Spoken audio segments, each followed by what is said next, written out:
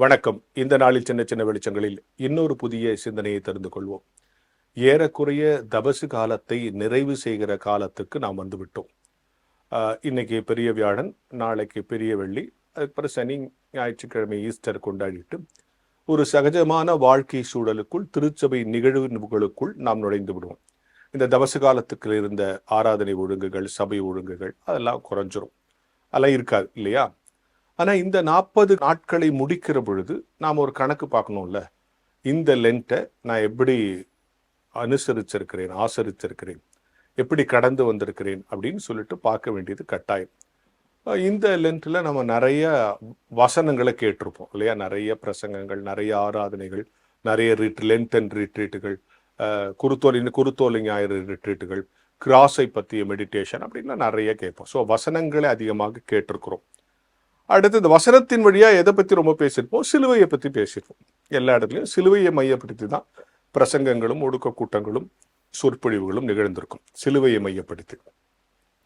அடுத்தபடியா இயேசு கிறிஸ்து எனக்காகப்பட்ட சிரமங்களை, அவமானங்களை, காயங்களை குறித்து நிறைய பேசியிருப்போம். இதோடு கூட சாத்தானை பற்றியும் நிறைய பேசியிருப்போம். சாத்தான் இப்படிலாம் ரியாக்ட் பண்ணுவான், இப்படிலாம் பிஹேவ் பண்ணுவான் அப்படின்னு கேள்விப்பட்டிருப்போம். ஸோ இந்த 4 தான் எல்லா தபசு காலத்திலையும் அதிகமாக பேசப்படுகிற பேசு பொருள்கள், அதிகமாக விவாதிக்கப்படுகிற தலைப்புகளாக இருக்கும். இதுல மாற்று கருத்து இல்லை, இதை நீங்க யாரும் மறுக்க மாட்டீங்க.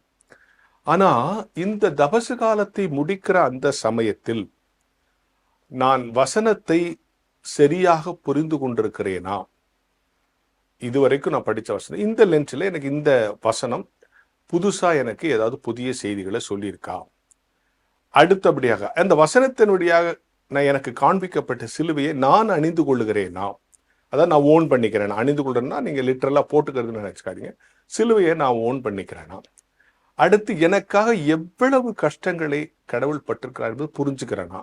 இதோ ரட்சிப்புன்றது ஈஸியா வந்துடல, ஈஸியா என்ன மீட்டர்ல, எவ்வளவு சிரமம், எவ்வளவு அவமானம், எல்லா வல்லமையும் இருந்தும் எல்லா இடத்துலயுமே தலை கவிழ்ந்து அவங்களுடைய எல்லா துன்பத்துக்கும், அவமானத்துக்கும், நிந்தைக்கும் தன்னை ஒப்பு கொடுத்தாருங்கிறத நாம புரிஞ்சுக்கிறோமா?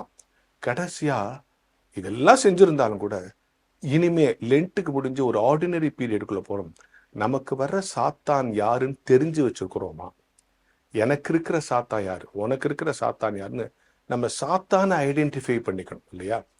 நம்முடைய எதிரி யார் என்று தீர்மானித்துக் கொள்வது, அவனை ஜெயிக்கிற மாதிரி நம் வாழ்க்கையை அமைத்துக் கொள்வதுதான் இந்த விஷயங்களினுடைய அடிப்படை. வசனம் சொல்றது, சிலுவையை பத்தி பேசுறது, அவர் பாடுகளை பத்தி சொல்றது, இதெல்லாம் எதுக்குன்னா, இதெல்லாம் உள்வாங்கிக்கிட்ட நீ தபசு காலத்துக்கு பிறகு உனக்கு சாத்தான் எத்தனை சோதனை கொடுத்தாலும் அதை நீ எதிர்ப்பதற்கு இந்த பெரிய வியாழக்கிழமையிலிருந்து நாம் தயாராக வேண்டும். அப்போ இந்த நாளையும் நம்ம செஞ்சிருப்போம்.